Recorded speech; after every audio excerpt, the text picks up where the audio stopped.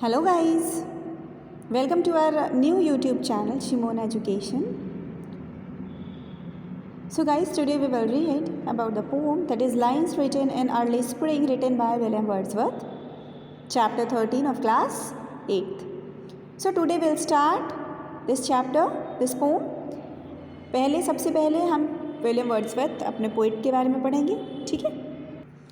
तो ये जो पोइट थे हमारे विलियम वर्ड्सवर्थ, ये नेचर लवर थे। मतलब इनको नेचर से इतना ज़्यादा प्यार था कि इन्होंने कई सारी पोम्स लिखी हुई हैं नेचर से रिलेटेड। इनका जन्म हुआ था 1770 to 1850 में।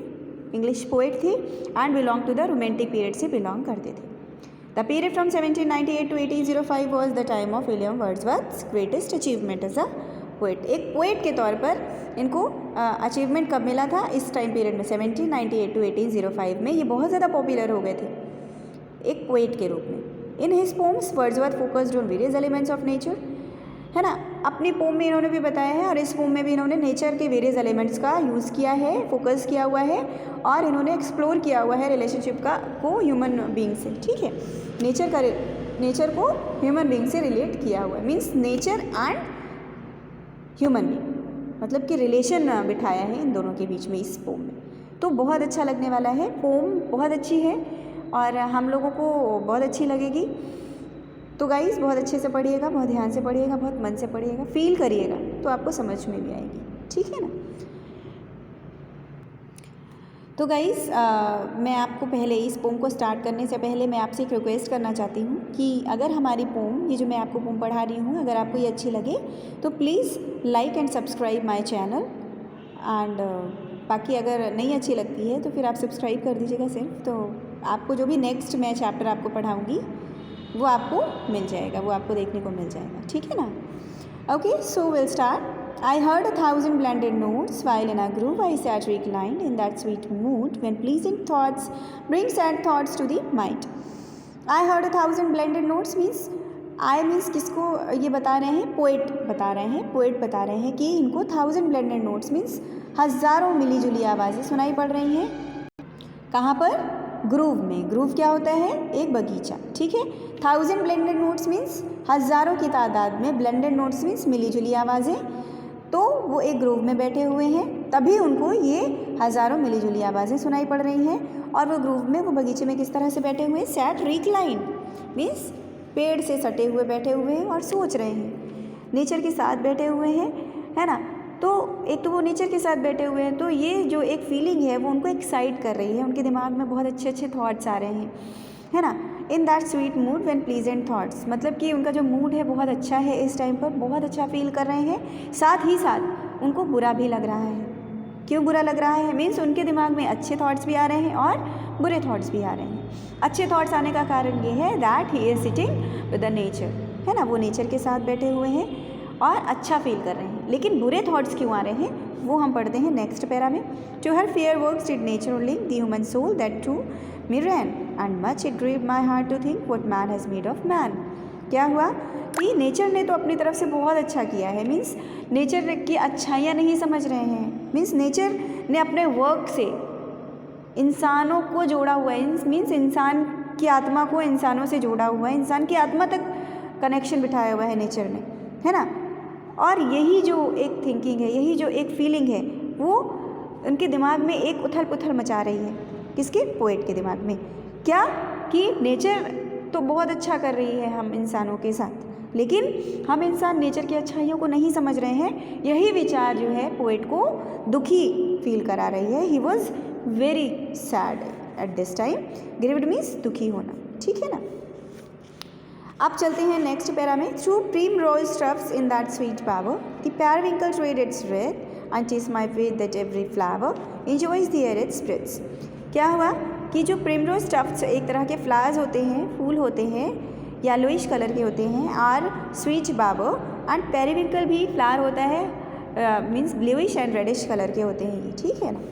तो ये क्या है कि छावदार झाड़ियों से ये फ्लावर्स के गुच्छे जो हैं, है ना, वो निकल रहे हैं और मीन्स फ्लावर के गुच्छे वो निकल रहे हैं, वो हो रहे हैं। और जो पेरिविंकल हैं ये भी खिल रहे हैं, इट मीन्स कि ये फ्लावर्स हैं, ये बर्ड्स हैं, जो अभी बर्ड्स हम बर्ड्स के बारे में भी पढ़ेंगे, तो जितने हैं ये सब इंजॉय कर रहे हैं नेचर को।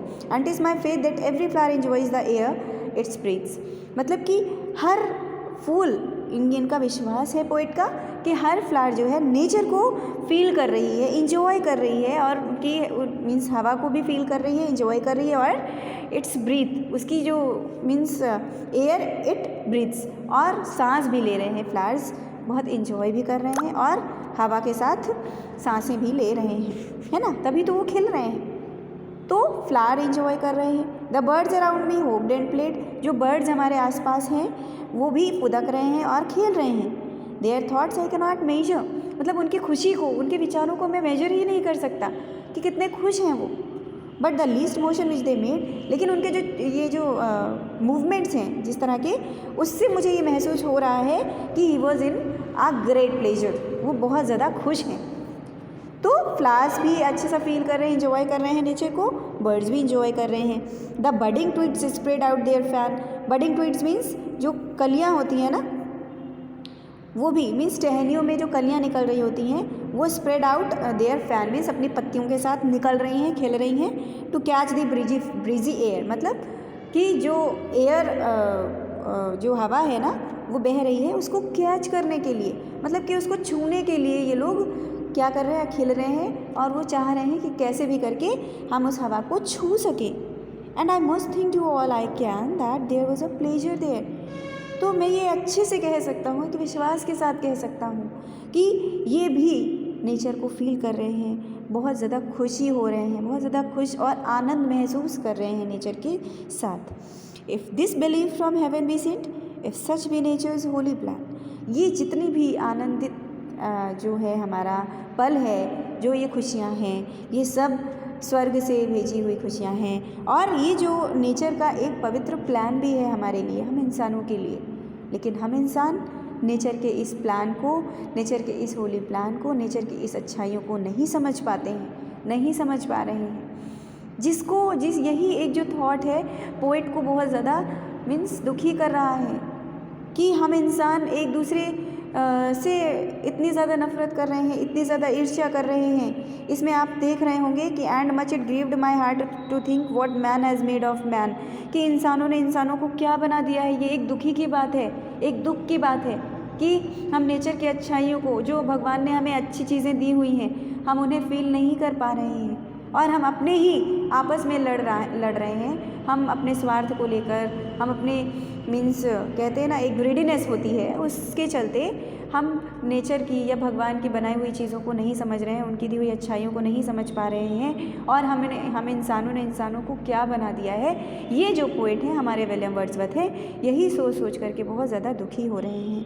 तो इसी थॉट के साथ विलियम वर्ड्सवर्थ अपनी इस पोम को फिनिश करते हैं, अपने इस पोम को ख़त्म करते हैं, और यही आशा करते हैं हम सभी से कि भगवान ने जो कुछ भी हमें दिया हुआ है, हम उसके साथ खुश होकर अपनी लाइफ को जिए, ना कि अनसेटिस्फाइड होकर, है ना, डिसकंटेंट होते हैं हम लोग कि जितना मिला उतना कम है हमारे लिए। जितना भी है आप उसमें खुश होइए और उसी से आप बेटर बनाने की कोशिश कीजिए। हम इंसानों को इंसान नहीं समझ रहे हैं तो नेचर को क्या समझेंगे, है ना। तो हमारे जो पोएट हैं वो इस पोम के थ्रू हम लोगों को ये समझाना चाह रहे हैं कि अच्छी चीज़ों को समझें और जितना मिला है उसी से हम आगे बढ़ें और बेटर बनाने की कोशिश करें। I hope you have understood this chapter, this poem. और अगर आपको ये अच्छा लगा हो तो प्लीज़ लाइक कीजिए and subscribe my channel. Thank you very much guys, bye bye.